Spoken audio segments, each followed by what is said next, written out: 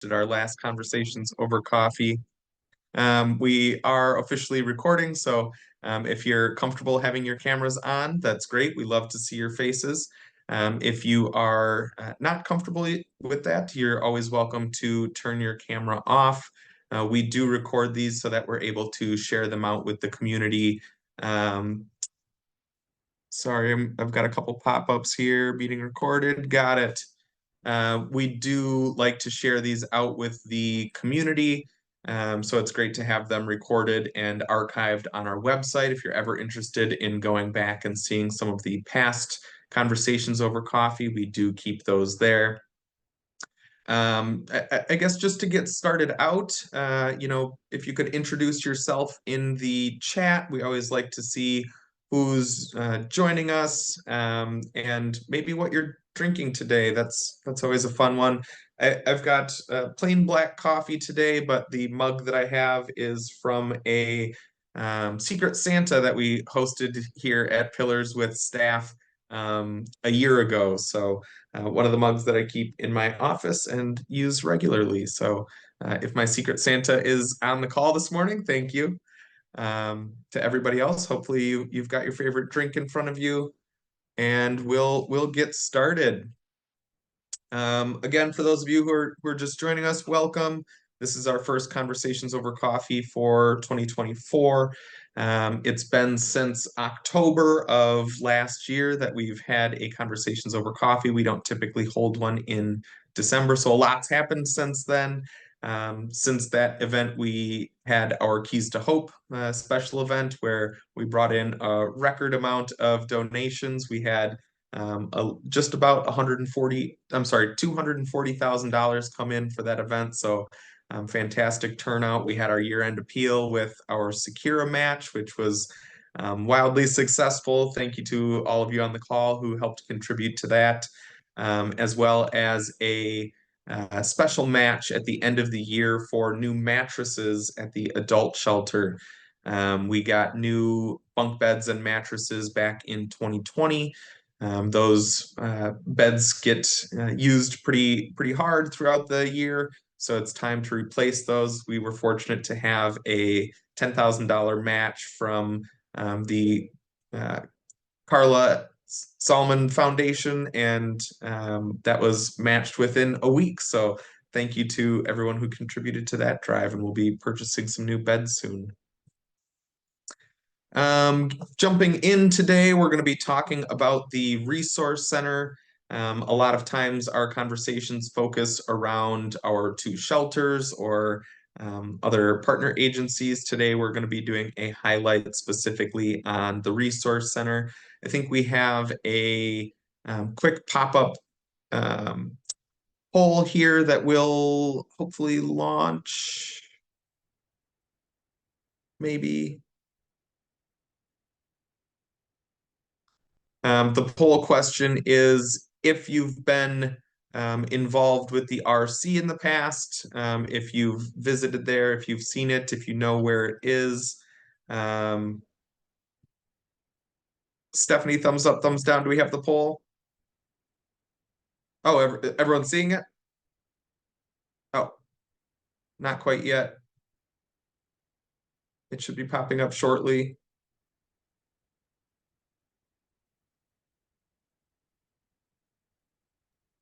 The poll should be up because I'm having people answer it.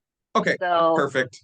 I think as a host or co-host, maybe we don't see that pop up on our end, but if you guys are seeing it, that's good with me, and we'll share the answers here in just a moment. We can see everybody's involvement with the RC.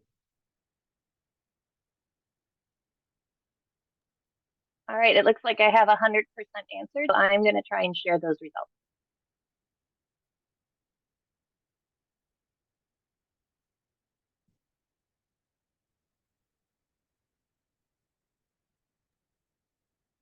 So it looks like we do have 13 people who haven't been to the RC yet. Really excited to introduce you guys to the RC. And we've had some visitors, volunteers, a few people who've actually been in the RC as representatives for some of our community partner agencies. and a couple staff members as well on the poll. Awesome. Sounds like a not a new area for a lot of you, so we appreciate all of your support.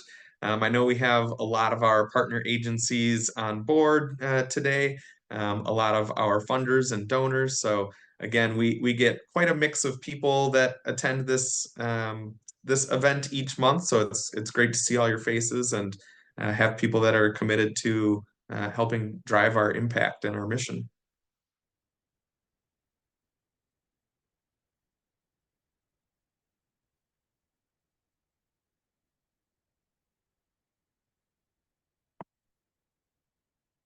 Stephanie, do you have control of the slides? There we go. One of the other new items that we've had since the last conversations over coffee is Jenny Moore joining our leadership team.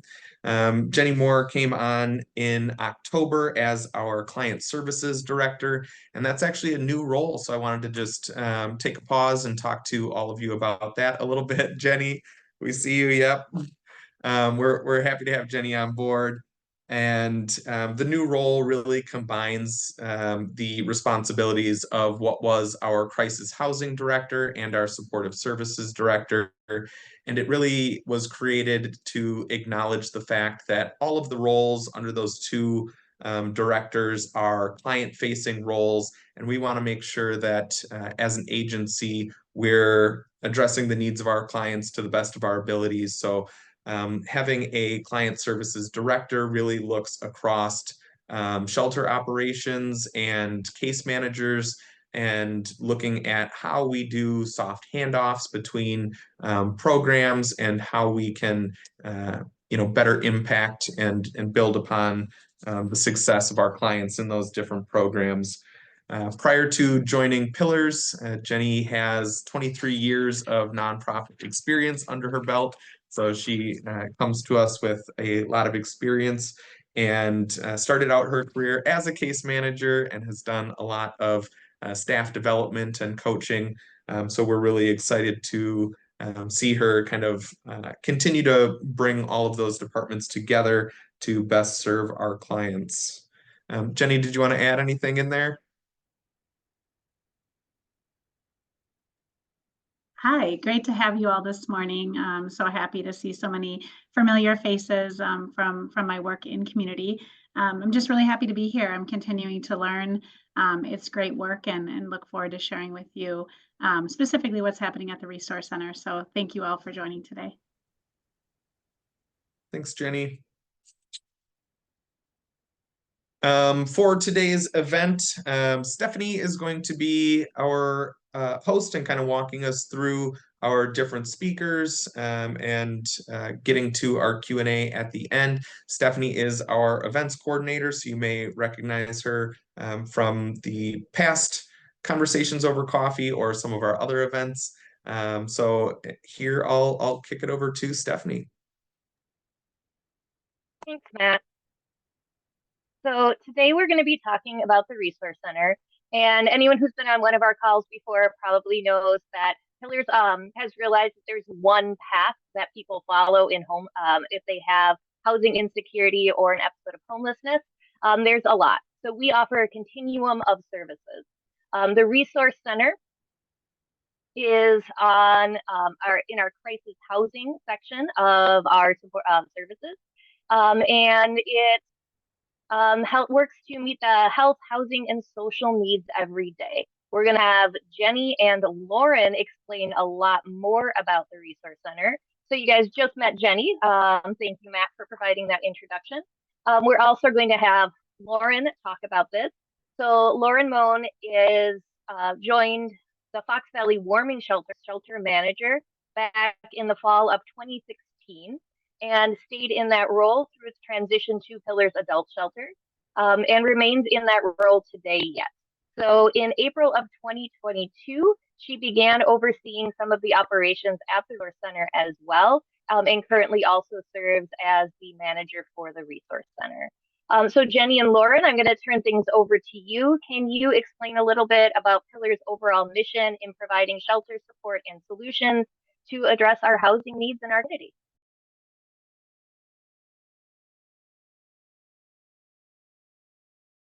There we go.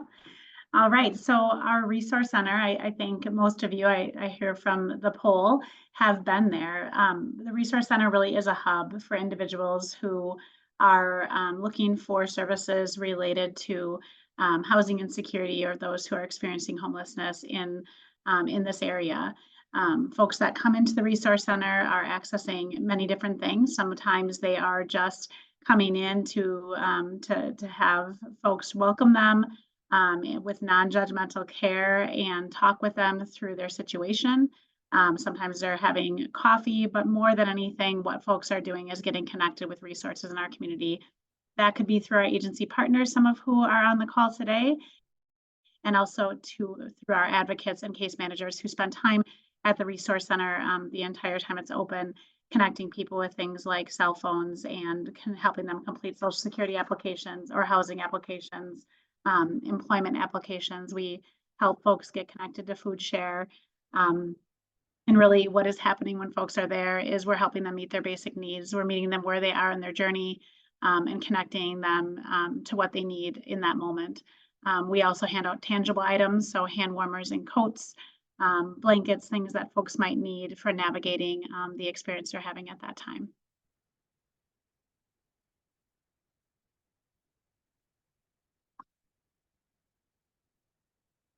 So where are we located? For most of you, I think you know this, but we're on Mason Street, and we are in the St. Matthew's Church building. So we are able to share that building with them. It's the former school part of that building. We're open Monday through Friday from 8:30 to 4, and those hours are opposite of the hours that our adult shelter is open, so that folks always have a place to be during their journey with us. We have, obviously, there's parking on Lawrence Street, and then folks enter through an area off of Mason Street. So there's a pillar sign that directs individuals to that location. And like I said, our adult shelter closes at 8, and the resource center opens then at 8:30.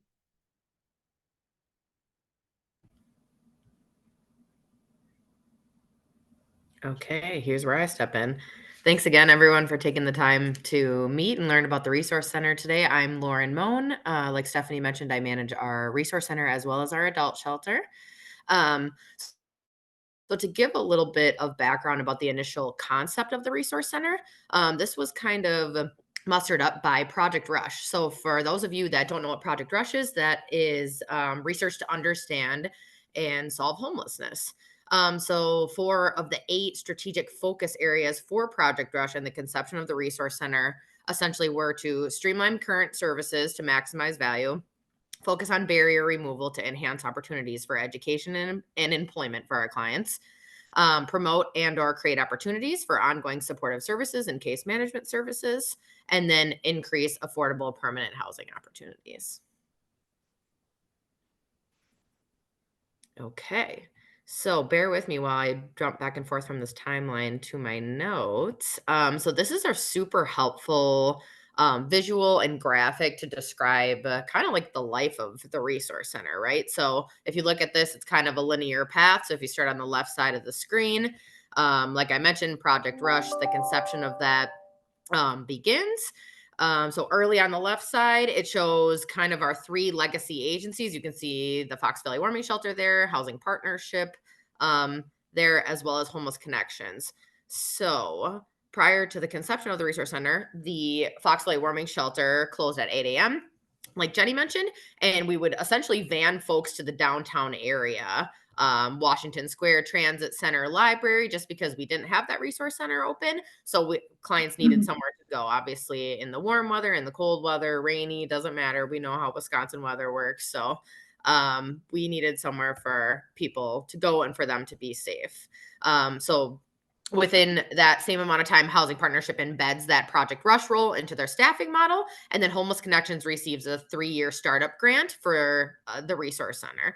So at that time, St. Matthew's starts to begin to repurpose their unused space. They have been an amazing and wonderful neighbor and partner to us. I don't think we could have done this without them and the amazing space and support that they have created for us there. So essentially, with our move to the Resource Center, that was pretty simultaneous with our merge in October of 2018. So we merged the 3 organizations together, and the Resource Center opened up pretty simultaneously with that. The point of the Resource Center was essentially so that 10 to 15 unique individuals we thought were going to be there each day and kind of have some pretty intense high-level case management, care track plans, that type of thing. We learned very quickly that wasn't necessarily the case, and our numbers rose quickly throughout the years. We had to up our staffing model with that as well. So moving a little bit down the timeline, after that Resource Center was created and opened at St. Matt's, our community experienced the tragic death of firefighter Mitch Lungard down at Transit Center. And that really changed the way that our community served folks down at the Transit Center and library. And then obviously shortly after that, you're moving a little bit further down the timeline. Now COVID-19 shuts down pretty much the entire world, and we closed down the Resource Center in April of 2020. So Pillars then decides all single adults from the adult shelter and the adult and family shelter now are being moved to the Clarion Hotel to navigate some of those very first scary and ever-changing months of the pandemic. So like I said, we shut down the doors, moved the single adults to the Clarion, and then navigated that for a few months. Let's see. So then at that point, we were serving around 520 unduplicated people throughout the year. So that's a pretty high number to see in our community. In about July of 2020, we felt like we had a good handle on, the pandemic and how to navigate that with masking and testing and isolating and the whole 9 yards. So clients moved back into shelter. We opened up the Resource Center in a limited capacity to serve folks sleeping outside, until we were comfortable maybe a month or 2 later to return kind of to those normal operating procedures where anybody in the community that is at risk of homelessness or housing instability can be there, anybody that's unsheltered, and then people that are in shelter also can use the facility. So moving a little bit further down the timeline, in spring of 2021, like Jenny and Stephanie mentioned, we consolidated the 2 positions into one, allowing consistency for both staff and clients at the adult shelter and Resource Center. And then shortly after that, the Appleton Public Library temporarily relocates to Darboy.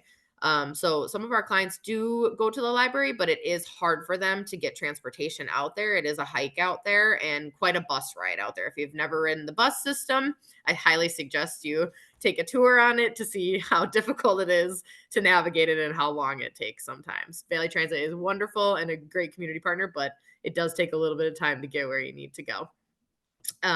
So at that point, let me get back to my notes here. So with all of those changes, the consolidation, obviously the Appleton Public Library temporarily moves away to that Best Buy area on the east side of town. Now we are seeing a census of about 50 people a day. We were also able to offer a 7-day service at the adult shelter, which was never primarily open on the weekends. So as numbers continue to rise and obviously unique daily visitors continue to rise at the Resource Center, when we go to the next slide, you'll kind of see some numbers and data points. So thank you, Shannon Jordan, our data lady, for that. We've seen about a 47% increase in visits from 2022 to 2023. And I think that's all I got for you guys. So this is kind of that representation of the numbers and how the 2022 to 2023 unduplicated number of clients has gone up, that client total visits. So that just kind of captures how many times a person has visited in that year. So that could be the same person, that could be new people, just visits in general. That's where that 47% increase has gone up in just a year. And then our average daily clients jump up from 50 to 52. And we did see our high points of 2022, the highest client visit was 60. And then this last year, our highest client visit for that day was 82 people.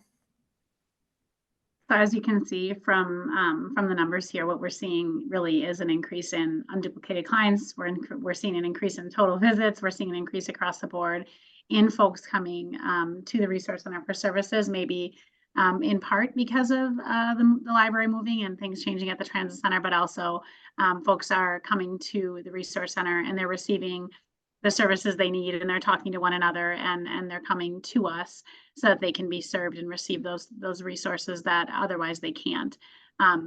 We have about 244 people last year who came to the resource center who received no other services from Pillars. So I think it's important to note that as well. Many of the people that we serve are coming from our adult shelter, our adult and family shelter, and getting connected with what they need. And sometimes that might be getting on our wait list at one of our shelters to get into shelter in the first place, because maybe they were sleeping outside, and our street outreach team, who works with the folks who are unsheltered, may have, helped them get to the resource center and get connected to get on our waiting list. But it's also people who are receiving services in our shelter.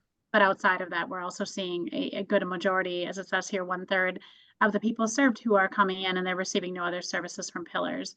And that may just be that connection to a community resource. So our team is equipped and trained on assisting people navigate all the systems of that are difficult to navigate, to be honest. And if you think about the things people have to sign up for to get to the next step, so an email address or a cell phone, those can block people from the next step. And the resource center helps remove that barrier so people can move forward. I think we may have a question. Yes, ma'am. Looks like how many visitors are typically from the local area versus outside the local area. I'd say the majority of people are within that Calumet, Northern Winnebago, Outagamie County. Folks, for shelter, we specifically serve people that are on probation in those 3 counties. So a lot of people that may have those barriers aren't really eligible for our services. So I don't know if anyone else on the community engagement team has an actual number of Fox Valley numbers, but we could probably get that out to you guys before the presentation's done too.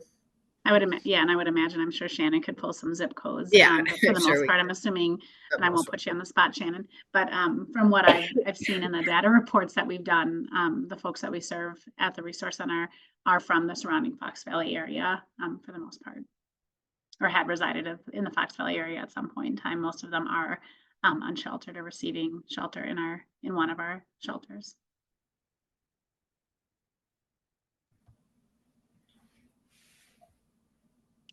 All right. It sounds like Lauren and Jen, you guys are done with your section. I don't want to cut you off though. We are, unless there are any other questions. That does cover what we are here to talk about. All right. Do you guys think of questions during the next section? They will be on till the end of the one. You can ask at the end as well. But let's move on to the next section then. Get the slide transferred.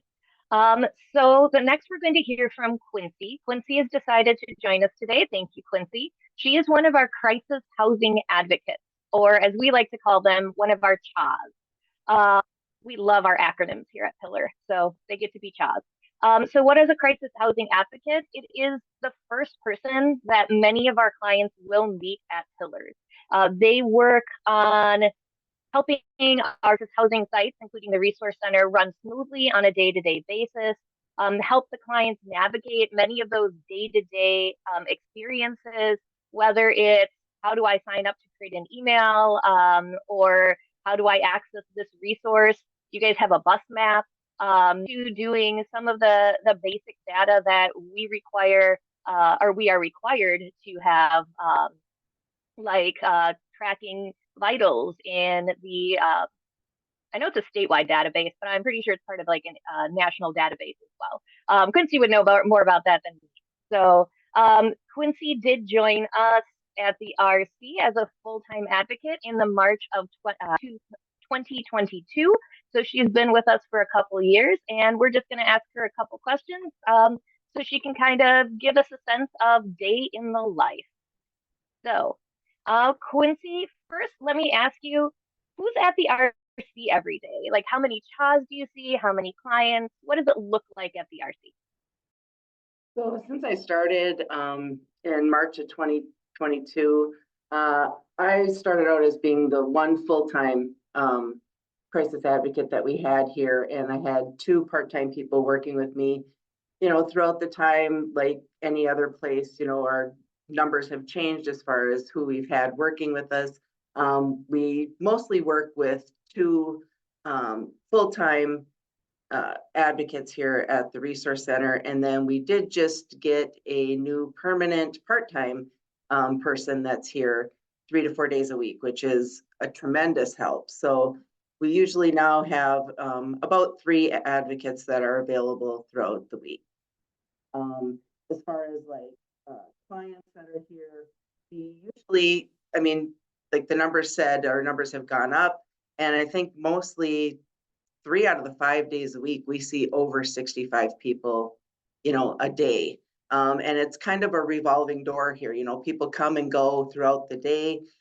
So kind of keeps us busy and keeps us on our toes for sure. Speaking of the clients that you see, can you describe the clients? Like, what kind of clients do you see? What groups do they belong to?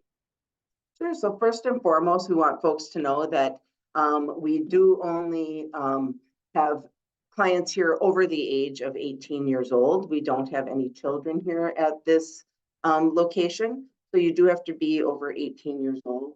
Many of our clients, as Lauren and Jenny had said, do come from our adult shelter, some from our family shelter. You know, because the shelter does close at 8 a.m. We open up at 8:30 every day. And so a lot of those folks come directly over to us. We also, though, have many clients who, you know, are currently on the streets and are in need, especially this time of the year, of just needing to get out of the elements. We also have clients that may be housed and continue to use our resource center, come in to need things like, you know, resumes, job applications filled out, help with finding resources with maybe their new like utility bills that they need, you know, help with, or any navigation in that aspect. We also have them, you know, they use our computers. Hey, Quincy, sorry, I just wanted to interject.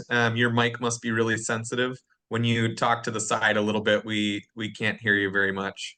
Sorry. Oh, okay. Thanks. Sorry about that. No, that's okay. So anyways, no, thanks, Matt. You made me lose my spot here.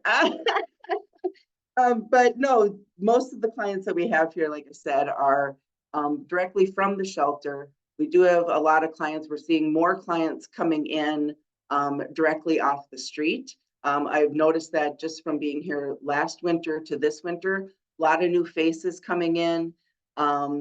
So, you know, having this resource center here is, you know, really a blessing for a lot of people. So it sounds like it's a pretty wide spectrum of clients that pretty much hits every group. Every group. We have everything from, you know, people that are experiencing homelessness for the first time. We've also seen an increase in elderly homeless people and elderly first-time homeless people.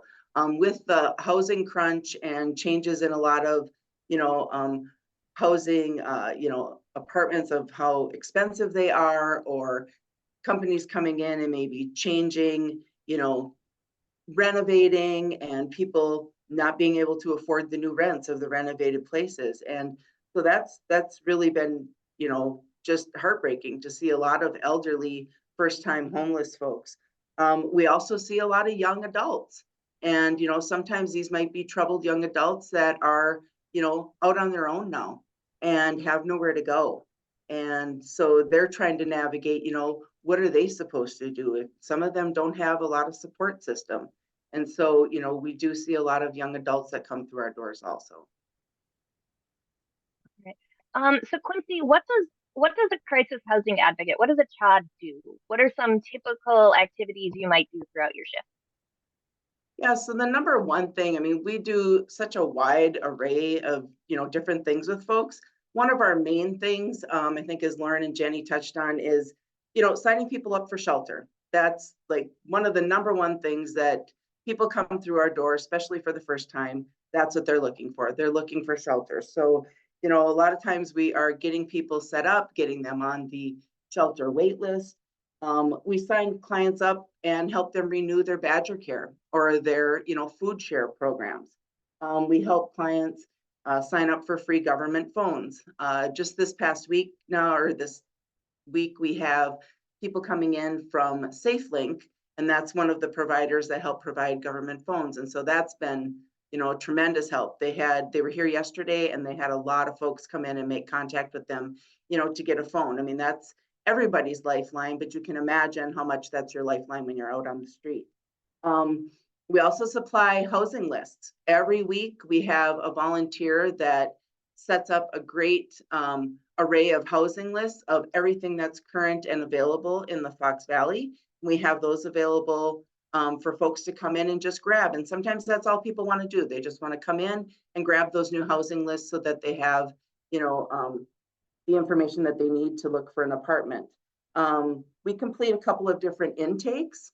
So our RC intake, our resource center intake, pretty much is like gathering the demographics of our folks that are coming in.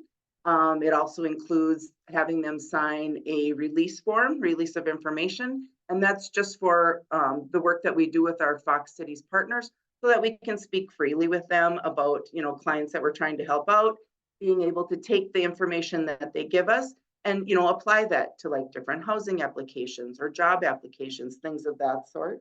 The other intakes that we do, especially around this time of the year, is for our winter shelter overflow program. And that's run through our outreach folks that work with people that are on the street. So that intake is a little different. We do the referrals here at the resource center when people sign up for shelter, because our shelters are full. This is kind of, you know, like it states, it's an overflow program.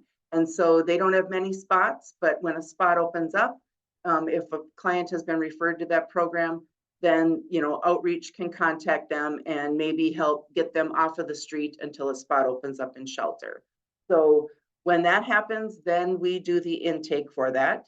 And that includes getting, again, all kinds of demographics, getting them set up in our homeless information system, you know, putting them in the programs that, you know, are needed for that intake, and then, you know, getting the client what they need to start up into that program.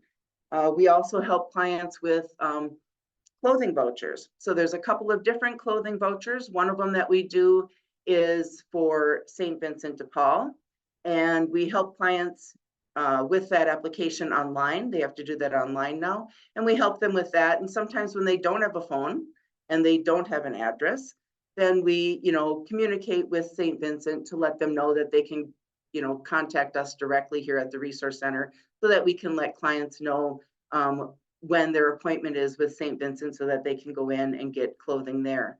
We also work with Community Clothes Closet, and that's simply an application that we fill out online and we email over to the folks at Community Clothes Closet, and then the client can go over there on their you know, own time during the time that they you know, are open and able to help folks. We also, of course, provide what, you know, you would expect, I think, at a resource center. We provide, you know, personal resources. Socks are a big one, of course, gloves this time of year, hats, jackets, and of course, hygiene products, you know, of all kinds. And sometimes our clients just need to come in, right, and have a one-on-one. A lot of times people just want to come in. Sometimes they want to vent. Sometimes they just want you to listen to their story. And I think that's one of the, you know, greatest, you know, gifts that we're able to give our clients is to take a little time and sit with them, you know, to the side and just actively listen to them and let them know that they're being heard and that we're there to help them.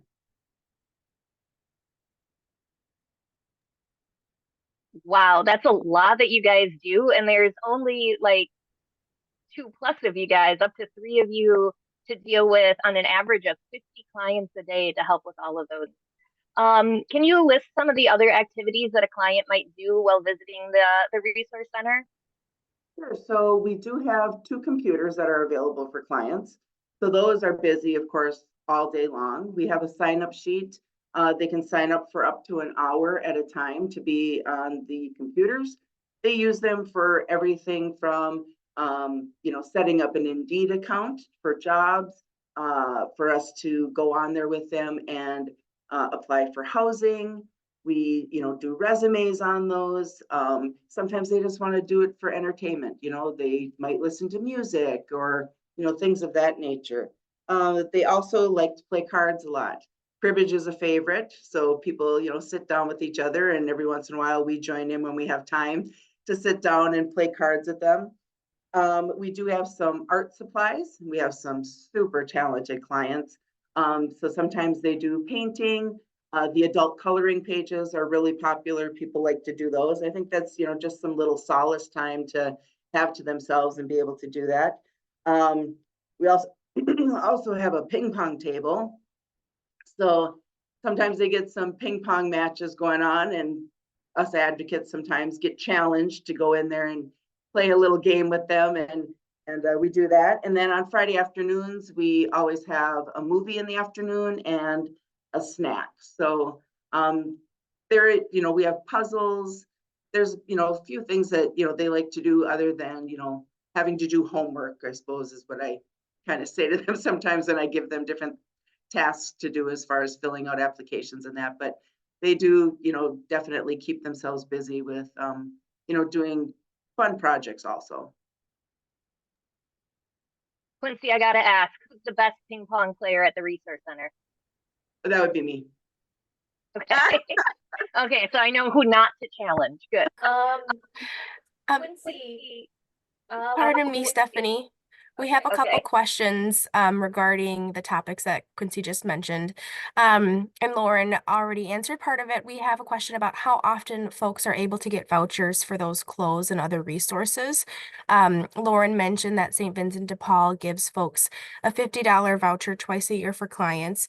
And I believe for Community Clothes Closet, clients can shop for free twice monthly for most items. Seasonal items like coats or linens, those are typically limited to once per year. But I believe the Community Clothes Closet is a phenomenal partner of Pillars, so we're very grateful for them. And then another question we have is in regards to the increase of folks, elderly who we're seeing receive services at the RC, Quincy. Do you see those clients as having digital experience to attain online resources, or do they have other needs that are not typical for our younger clients? Yeah, so it's really kind of interesting because we have some elderly clients that are really digital savvy. They, can hop on their phones and do things and get on the computer. But a good majority of them, remind me a lot of my parents, where, they are not familiar with it at all. It is a totally foreign experience for them.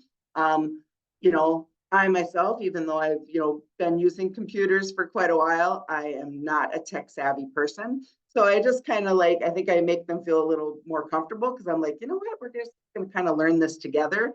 And we just kind of jump on and figure things out. But also I think something that was really something I never thought of, when we have folks that come in that may have been, say, incarcerated for, say, 10 years, and they come in and they have no, they don't really know what cell phones are about or how they work, or, and that was surprising to me because that was something that, I did not think about, that, if people were incarcerated, that, they may not, have any, digital experience, or at least, not any certainly with cell phones. And so, we are able to, help people navigate those challenges. All right, Quincy.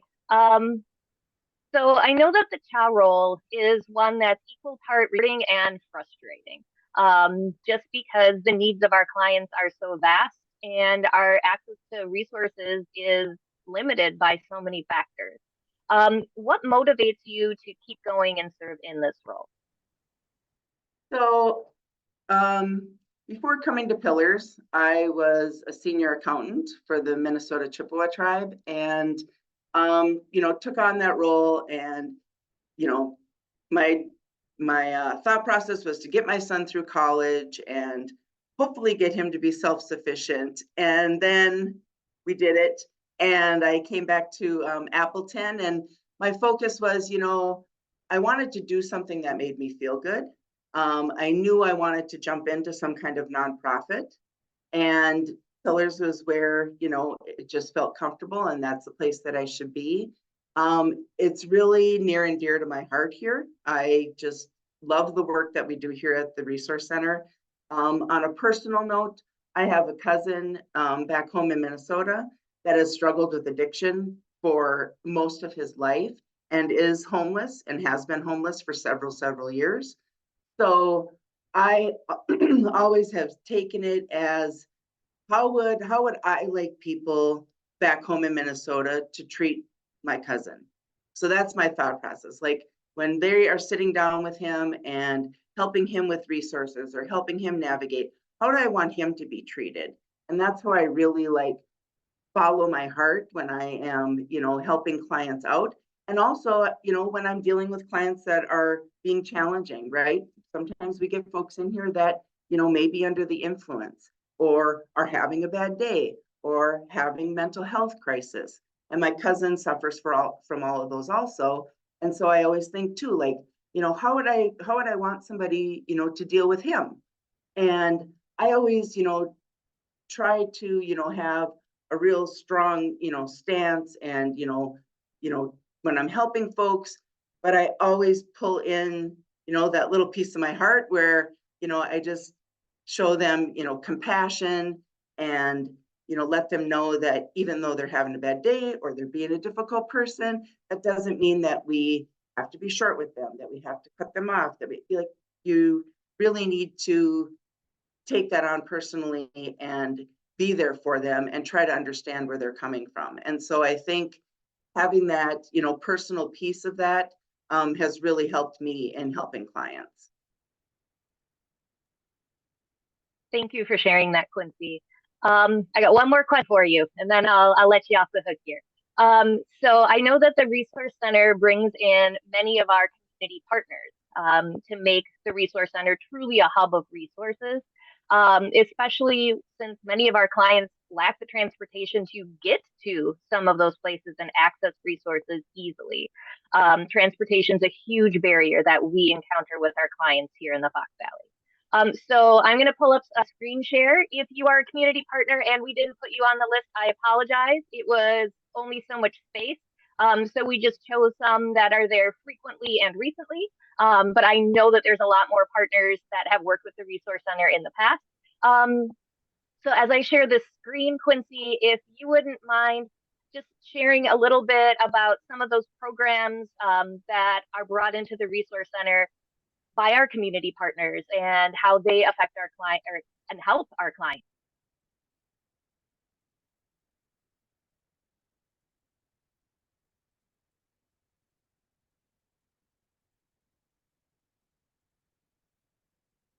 So do you just kind of want me to kind of go down the list or? You can go down the list or people can read. So just highlight a few of the ones that you see and kind of how you see that. And a warning to our participants, my question as soon as Quincy's done talking is to ask if there's anyone here who has been in the Resource Center offering their services that wants to say a few words about that. So if you're in that position, I'm going to ask you next if you want to talk. Prepare. Yeah, so weekly we have Goodwill Industries that come in and they have been here ever since I started.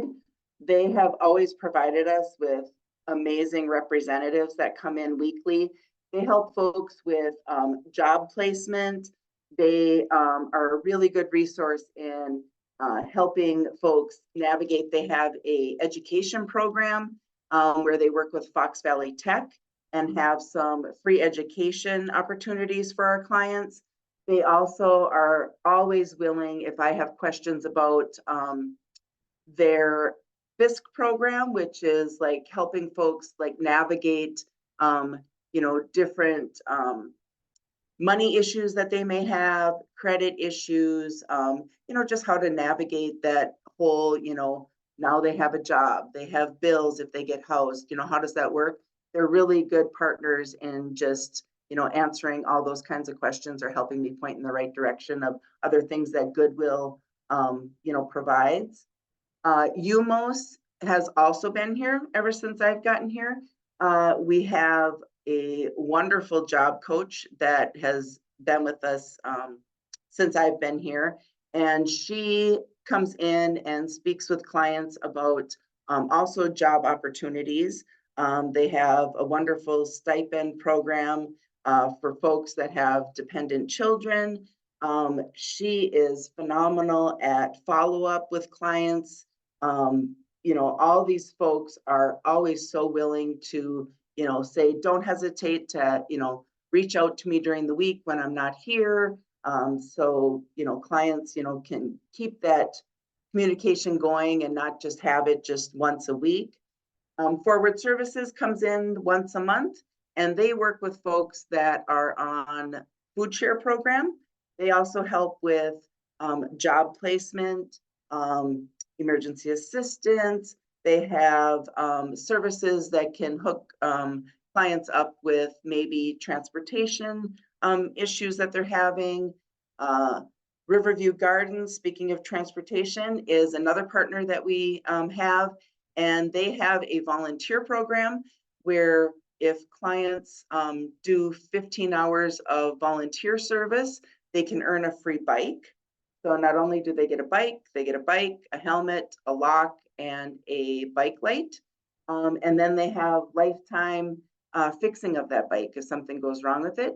Those volunteer hours can, of course, be done at Riverview Gardens, but they also allow us here at the Resource Center to have our clients, you know, do some volunteering here, helping us out with chores, helping us out, you know, with keeping our area clean, maybe doing garbage, cleaning within the Resource Center. And then we track those hours for them here and send them into Riverview Gardens, and those count towards that 15 hours also. Partnership Health is another one that comes in every week. The representative that comes from there too is always willing to help anybody with anything that they need. Not only does she help folks, of course, set up medical appointments, but maybe medical transportation. She can help them look up their, you know, like when their Badger Care is, you know, needs to be renewed, or help them even, you know, navigate setting up Badger Care. Our SOAR representative comes in once a month, and she speaks with folks that have traumatic brain injury. A lot of our clients, like I stated, have, you know, some mental health issues, may have, you know, some traumatic brain injury, you know, may it be from just being on the streets. We have a lot of veterans, so they may have, you know, traumatic brain injury from, you know, during their service. Fox Valley Technical College, we have students that have come in. We had some occupational therapy students that came in, and the clients absolutely loved that program because they always had something fun and interactive with them. So it would be kind of fun to watch our clients. They would kind of sit back in the background for the first 10 minutes.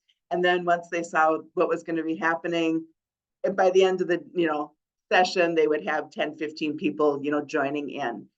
Feeding America is a partner that comes in and, you know, would help folks navigate, again, helping them with food share, how to sign up with it, of course, how to find our food pantries and, you know, be able to get food while they were not only on the street, but once folks get housed, you know, they need help, you know, finding food out there. We have a Pillars lunch van. Volunteer comes. Monday, Wednesday, Friday is pretty much set up. We have a volunteer that's been doing that for quite some time. So for sure, Monday, Wednesday, Fridays, we have our Pillars van comes and picks up folks at the Resource Center, gets them for lunch, brings them to Salvation Army, and then drops them back off at the Resource Center. Volunteers from St. Matthew's Church.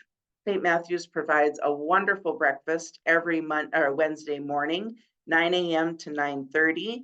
Our clients are literally lining up at the back door, waiting for the pastor to come and get them to, you know, follow the smells of the bacon and the pancakes and everything else that they provide.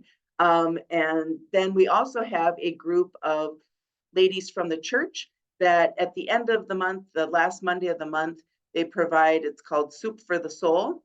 And they actually come into our Resource Center with big crock pots of homemade soup and desserts and drinks.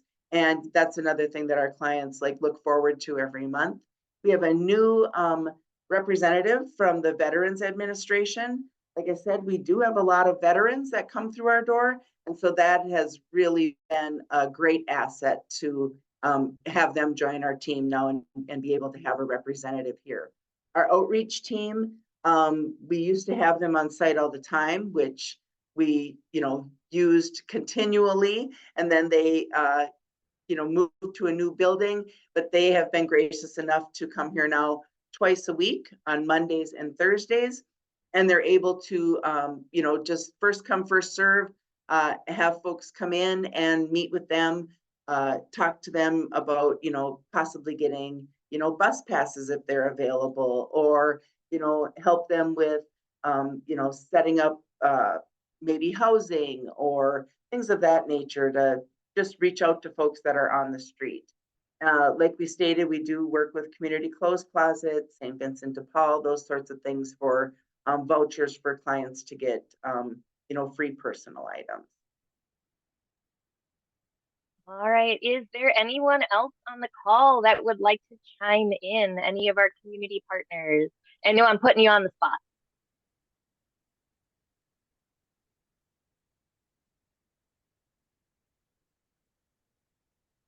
When I'm doing screen share, I can't see the chat. So if you put something in chat, you got to let me know. I see Goodwill. All right. Mike.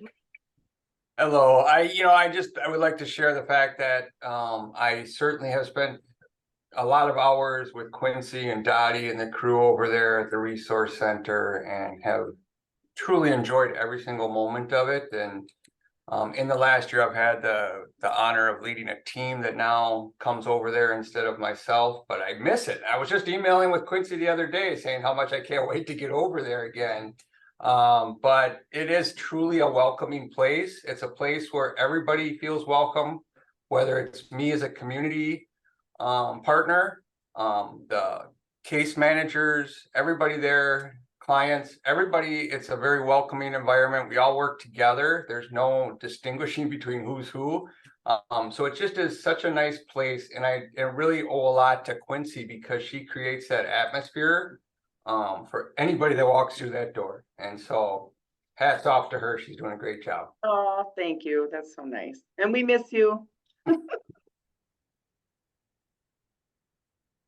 Anyone else? I have a question from St. Joe's. We are seeing more and more homeless people coming in our doors here. And in the past, we did not serve homeless people. We referred them.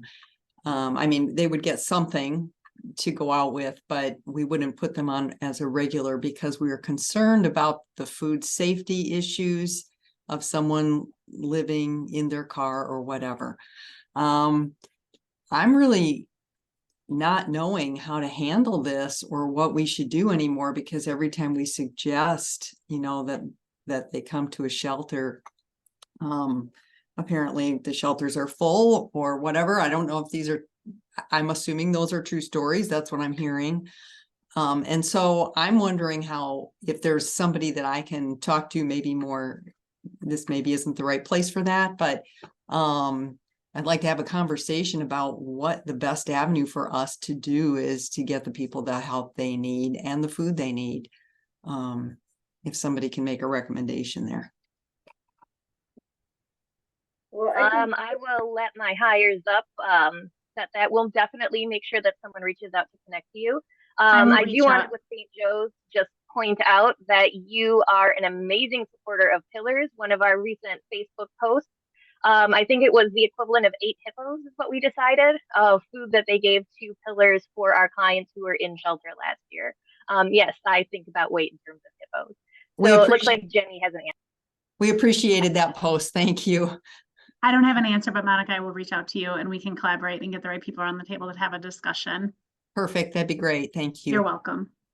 Well, and to add something, we do have, I made up a list of breakfast, lunches, and dinners that are available in the Valley.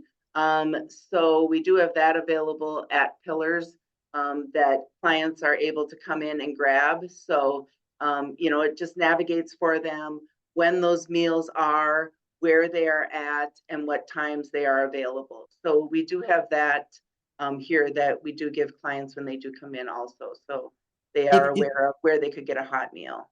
Is that something you can share? I have some of that information, but I'm sure that I do not have it in a document necessarily. If you could share that with me, then we could give that directly to people as a resource as well. For sure. Yep. If you can get my information, or if somebody can send me your information, I can most certainly email that document over to you. Okay. Quincy, Mhm. can you also include me on that email, please? Okay. Thank you. We have a couple comments in the chat regarding to what we're talking about right now. Some other folks are having experiences with individuals who are experiencing homelessness stopping by their churches. So other folks have echoed that Monica's comments are really pertaining to multiple groups. So perhaps we'll also jot that down as a topic for future conversations over coffee too. But just wanted to share that other folks have echoed similar thoughts and questions as well. I'll just share that we are working on a community view of kind of how to navigate Pillars services, and this is Pillars focused, but so that people who think they might be on a waiting list but they're not, we can help you guys get the right tools and the answers. We're almost done with that. It's just going through final edits. And so the folks in the chat, I mean, as far as directly with Pillars services and how to connect with us, we'll give a view of that. That will be far easier for you to follow, and it really is for our community and not for the person receiving the services, because it's hard to navigate any system. And when you are in the crisis situation that the folks we serve are, it is difficult. So we're going to get that out to everyone, and we'll talk about that. And I can take some of those comments in the chat and see how we can respond to make sure that we're collaborating and assisting with the resource navigation. All right. I just want to be respectful of everyone's time, and I see that we have talked about some really great things, truly in the spirit of the Resource Center, but I do have a couple other topics that I make sure we get through really quickly. A question that we frequently get is, but how can I help? And so, Autumn, if you can condense what you were going to say from down to like maybe 30 seconds, what are some volunteer opportunities if someone wants to help at the Resource Center? Sorry to condense your time. That's okay. I'll try to go as quickly as possible. So we have two main roles at the Resource Center right now. We have front desk assistant, which is responsible for answering calls, checking people in, making coffee. Somebody mentioned they enjoyed spending time with Dottie. Dottie is a front desk assistant. We still have many shifts available. So if you're interested in getting involved, this is a great way to do it. We also have a few days a week where we need somebody to help out as a shuttle van driver. I saw we have our driver on the call, Bruce. Thank you for being here. Bruce is absolutely terrific. He's our Monday, Wednesday, Friday, like somebody mentioned, but we do still have Tuesday, Thursday that are open here and there. So we would love somebody to help drive our clients. That can be a tough walk when it's very, very cold or very, very hot. And that is an absolutely terrific service that we're able to offer truly just because volunteers are willing to do it. So if you are interested, let me know. If you need something to sort of motivate you or kind of be the deciding factor in whether or not you volunteer, this is a quote from one of our current volunteers, Colleen, who's also at the front desk. I just want to highlight, she said, I keep coming back because I really feel that I am making a difference. And that's something that volunteers say to me really often, that they appreciate the fact that they get to do on the ground work, interacting with clients and making a real-time difference. Another question, way that we can be supported is donations. Just a reminder that monetary donations do provide the greatest benefit and flexibility to Pillar services because we plug them in anywhere that they're needed. Plus, they take very little storage space. The bank takes care of storing monetary donations for us. Whereas in-kind donations do take a little bit of storage space. So we ask that you do look at our wish list. Some items that are frequently distributed at the Resource Center. You guys can read, so I'm not going to read them all, just highlight 2 adult backpacks. It's amazingly hard to carry everything if you don't have a bag to do it in. So we go through a lot of adult backpacks, handing those out and making sure that our people can carry the items that they have with while they're unhoused. And hand and feet warmers. As the weather starts to warm up a little bit, I know it was in the 40s yesterday, don't forget that nights still are very cold. And so we get requests from unhoused, from some of our folks who are unhoused for those hand and feet warmers all the way through May. So if you see some clearance sales on those, feel free to stock up and donate those at the recenter as well. We did a lot of question and answer, and it's already 8:31, so I'm going to skip this right now. Just really quick, some save the dates. The Valley's Help for the Homeless Drive is coming up February 11th through March 3rd. There are nearly 400, I think we're like at 380 some participating locations that are going to have boxes. So they're throughout the Valley. Look for this logo. Feel free to drop off personal hygiene supplies. Pillars is one of the 21 agencies that will benefit from that. A lot of other agencies do as well. And our report to the community is coming up on Thursday, March 28th. Registration will end for that in the last part of February. It will be at the Core again this year at 7:30 a.m. for a breakfast. Can't make it, will be our next conversation over coffee on April 4th. We'll be doing a recap of some of those topics that we cover at the report to the community, but the report to the community will be a little bit more in-depth and exciting. If you want to learn more, make sure you're following us on our socials, or you can reach out to us and we'll make sure that you're on our list for our email newsflash. So otherwise, it is 8:32. I want to respect your time, so thank you guys for joining us today. I'm happy to stay on the call for a couple minutes if anyone does have any further questions that they would or want some information. But for those of you who have to run and start your morning, thank you for joining us.